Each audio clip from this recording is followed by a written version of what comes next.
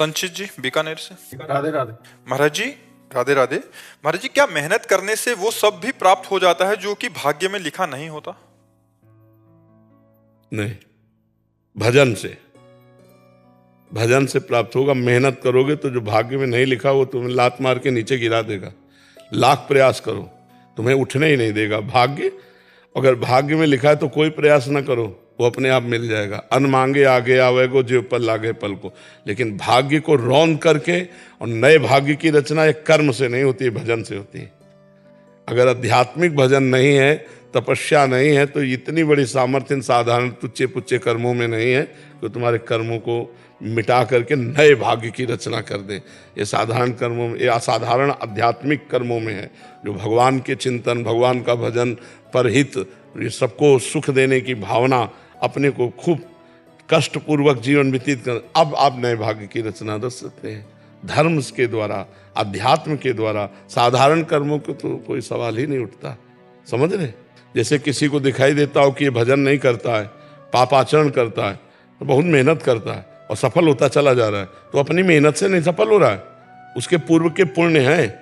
और जिस दिन पुण्य समाप्त हुए उस दिन ऐसे बम ब्लास्ट हो जाएगा, एकदम हाइलोजन की तरह फ्यूज हो जाएगा, क्योंकि पापाचरण वर्तमान में कर रहा है, पूर्व का पुण्य खर्चा हो गया। तो जिस समय वर्तमान का पाप और पीछे का पाप जुड़ेगा, इस समय ब्लास्ट हो जाएगा, सब मिटिया मेट हो जाएगा। एक आदमी बहुत प्रयास करता है लेकिन असफलता उसके हाथ में लगती है। वो अभी का प्रयास नहीं है, वो पूर्व का उसका जो पाप है वो टांग मार रहा है उसके प्रयास में। और जिस दिन इसका अभी का प्रयास और पूर्व का पुण्य मिल जाएगा तो एक क्रॉस कर जाएगा, उन्नति को प्राप्त हो जाएगा। लेकिन भजन ऐसा है कि पीछे आगे सर्व मंगल करने की सामर्थ्य रखता है। अगर हम राधा राधा राधा नाम जप करते हैं, दूसरों का हित करते हैं, कोई पापाचरण नहीं करते, अब तुम्हारा मंगल हो जाएगा।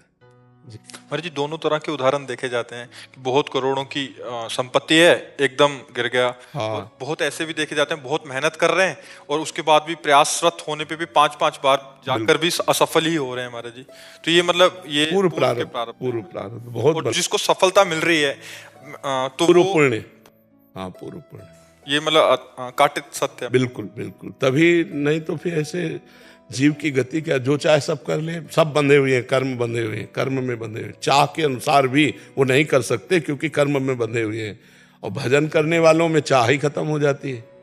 जो भजन करते हैं उनमें चाह ही खत्म हो जाती है, तो उनमें चाह रहती नहीं। और जिनमें चाह रहती है उनसे भजन होता नहीं, तो चाह के अनुसार फिर प्राप्त करने के लिए वो पावर नहीं। अब जितना पुण्य है उतना आप कर सकते हो, यहाँ उतने लाभ ले सकते हो, इसके आगे नहीं ले सकते।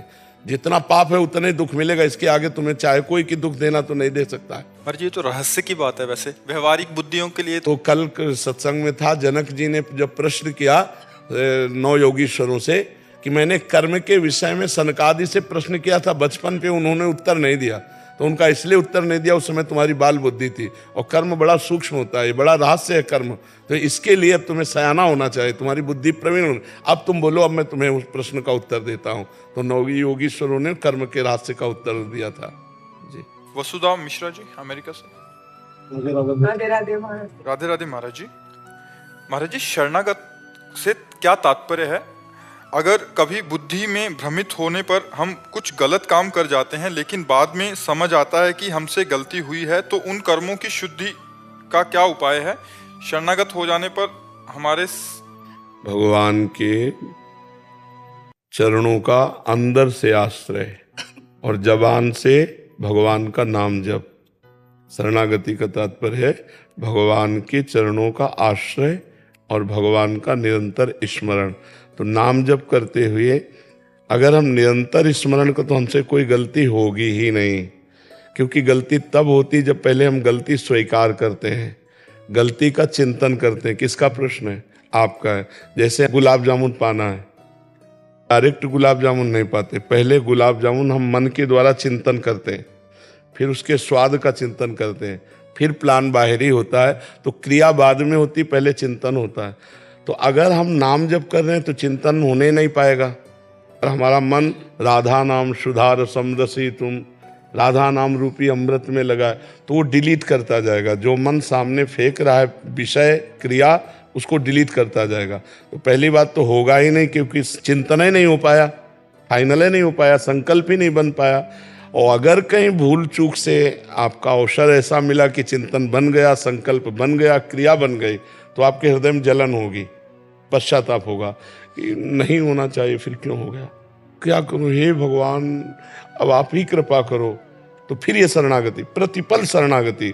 तो जहाँ ये हो कि हे भगवान आप ही कृपा करो, आप मुझे बल दो कि आपके प्रतिकूल आचरण ना बने, मेरा मन स्वीकार करता है कि मेरे से गलती हुई, अब सुधारो प्रभु। तो ये जो जलन हो रही ना, इसी से नष्ट हो जाता है।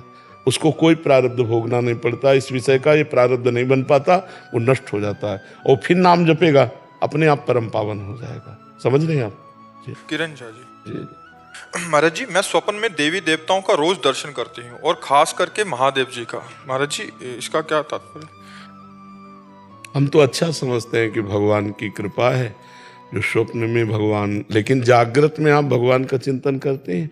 हाँ। 2003 से मैं मतलब निरंतर भागवत सुनती हूँ और राधा नाम जाप कर। हाँ, इसीलिए भगवान की कृपा है। महाराज जी, मैं साक्षात महादेव को भी स्वप्न में देखी और बांके बिहारी वृंदावन, जैसे महाराज जी आपको नहीं, साक्षात तो नहीं है, साक्षात नहीं है, ये स्वप्न है। हाँ, स्वप्न में हाँ, तो स्वप्न के साक्षात थोड़ी, साक्षात जैसे हम आपको देख रहे हैं ऐसे देखा जाता है। जो साक्षात्कार होता है वो ऐसे नहीं होता, वो ऐसे होता है जैसे हम आपको देख रहे हैं। नहीं, ऐसा नहीं। हाँ, तो वो स्वप्न में तो अच्छा है। हम जो कह रहे हैं कि भागवतिक स्वप्न आना, संतों के स्वप्न आना, ये बहुत भगवान की कृपा है और इसे गुप्त रखो, इसे प्रचार प्रसार मत करो, नहीं तो बंद हो जाएगा। अगर स्वप्न में भागवतिक कोई किसी के भी आता है कोई स्वप्न, तो उसे गुप्त रखो, हजम करना सीखो, नहीं तो अहंकार जो अंदर का है ना, वो गुप्त नहीं रहने देता। वो कहता है कहो, चार लोग बोले कि वाह भाई तुम्हारे स्वप्न में शंकर जी आते, तो भाई तुम महान हो। नहीं, इसको गुप्त रखो, इसको अंदर दबा के। किसी ने बोला कि आपके कोई मतलब आपने कोई मन्नत किया पूरा नहीं की। अरे विश्वम्बर पूरे विश्व को देने वाले मन्नत के लिए भूखे बैठे, वो खुद भूखा बैठा है जो मन्नत की बात कहता है। अरे ठाकुर जी बाप हैं, बाप के लिए क्या मन्नत, हम रोज मांगेंगे रोज खाएंगे, तुम हमारे स्वामी हो। और वो मन्नत मन्नत मन्नत, कोई तुम देवी देवता समझे हो? आदिदेव हैं भगवान महादेव, देवाधिदेव आशुतोष हैं, उनको किसी को कुछ चाहिए, अरे एक चुल्लू जल चढ़ा दे उतने में प्रसन्न हो जाते हैं। एक बार हर हर महादेव कर दो उतनी बात मान लेते हो, तो बहुत कृपाल है। ऐसा ये सब बात है कि कोई मन्नत करो, नहीं तो तुम्हें बार बार दर्शन देते कि मन्नत, तुम क्या दे सकती हो शिव जी को? कुछ नहीं। तो बस फिर किसी ने बोला, ये सब बातें हैं। नाम जप करो, भगवत कथा लीला सुनो, गाओ, और जब भगवान, हाँ, भगवान के स्वप्न आदि में दर्शन हो तो कृपा मनाओ और गुप्त रखो, ठीक है जी। रोहित अनेजा जी, गुरुग्राम से। राधे राधे महाराज। महाराज जी, कभी कभी मैं अपनी नौकरी और अपने भविष्य को लेकर असुरक्षित महसूस करता हूँ और ये असुरक्षा मुझे बहुत परेशान करती है। इस असुरक्षा को दूर करने के क्या है कि जब तक भगवान का भरोसा नहीं होता तो जीव फिर अपनी हैसियत से चिंतन करता है, तो उसे परेशानी हो जाती है कि अगर ऐसा हुआ तो फिर क्या होगा, अगर ऐसा हुआ तो क्या हुआ, फिर वो परेशान हो जाता है। तो हमें लगता है कि भगवान का भरोसा कर लो कि अगर ऐसा हुआ तो भगवान कोई नया रास्ता निकाल देंगे। भरोसो दृढ़ इन चरणन के हो, हमें भरोसा भगवान पर है। एक मार्ग बंद होगा तो दूसरा खोल देगा। अच्छा, भगवान का भरोसा नहीं तो विचलित तो हो ही जाओगे फिर, क्योंकि संसार में जैसे आपका नौकरी के द्वारा पूरा परिवार पोषण हो रहा है, तो मन में लगा अगर नौकरी छूट गई तो हम चिंतित हो जाते हैं अपने बोझा लेकर के। और यदि हम भगवान को ही बोझा दे दें कि आज जो मुझे नौकरी से ऐसे दिला रहा है, कल वो हमारी कहीं और व्यवस्था कर देगा, तो आज निश्चिंत हो जाओगे आप। भगवान के भरोसे हो जाओ, वो निश्चिंत कर देते हैं। भगवान का भरोसा अगर नहीं है तो निश्चिंतता नहीं आनी। देखो, हम एक प्रसंग सुनाते हैं। भीष्म पितामह जिस समय सेनापति बने, दुर्योधन के कौरव पक्ष के सेनापति, तो रोज 10,000 महारथी मारते थे।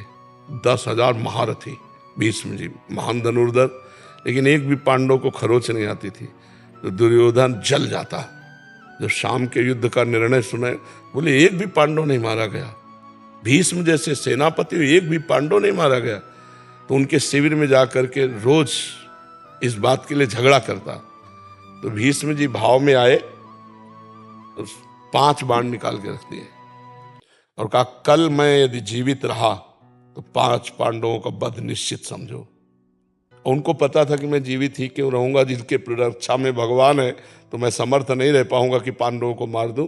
पर ये रोज रोज कहता तो उन्होंने, अब ये खबर फैल गई पूरे दोनों शिविरों में कि भीष्म ने प्रतिज्ञा की कल 5 पांडवों का वध होगा। इतने में द्रौपदी जी आ गई। बोले प्रभु सुना? बोले हाँ सुना कि 5 पांडवों के वध का उन्होंने 5 बाण निकाल लिए। द्रौपदी जी का अच्छा अपने दासी के कपड़े लाओ। भगवान ने दासी के वस्त्र पहने। द्रौपदी का आगे आगे चलो भीष्म पितामह के शिविर की तरफ, पीछे दासी आगे द्रौपदी।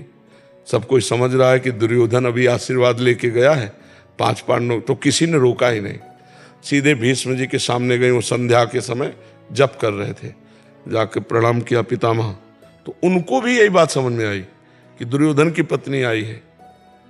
दुर्योधन की पत्नी आई क्योंकि दुर्योधन अभी गया है कह करके। तो हम 5 पांडवों के वध का प्रण किया तो प्रसन्न होकर बताया होगा, तो उनका सौभाग्यवती भव। संध्या का समय था तो द्रौपदी जी ने हटाया और कहा कि आप प्रण करते हो सौभाग्य उजाड़ने का और आशीर्वाद देते हो सौभाग्यवती भव का, हम क्या माने कि कौन सा भीष्म सत्य है, सौभाग्य उजाड़ने वाला या सौभाग्य देने वाला? भीष्म जी का माला छूट गया। उनका वो कहा जो तुम्हें यहाँ लाया है, क्योंकि इतनी चतुराई से तेरे को यहां तक इस समय पहुंचाना केवल उसी का कार्य है। भीष्म जी खड़े हो गए और देखा तो दरवाजे में दासी बने खड़े थे भगवान। भीष्म जी ने जब देखा तो कहा बेटी तेरे सौभाग्य को कौन उजाड़ सकता है?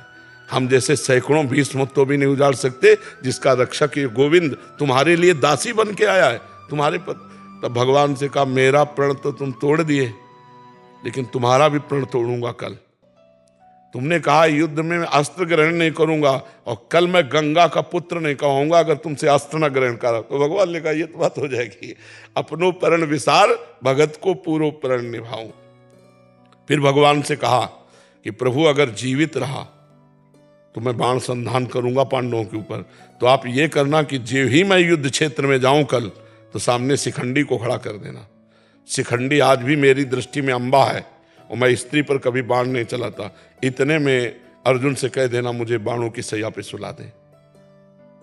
अब भगवान लौट करके आए तो देखा पांडव चैन से सो रहे हैं। तो पांडवों को जगाया, उनको भीष्म प्रतिज्ञा की है 5 पांडवों को मारने की। बोले हाँ पता है। बोले तुम चैन से सो क्यों रहे हो? बोले जिसके तुम रक्षक हो तो चैन से हम सोए, आप खुद व्यवस्था करो।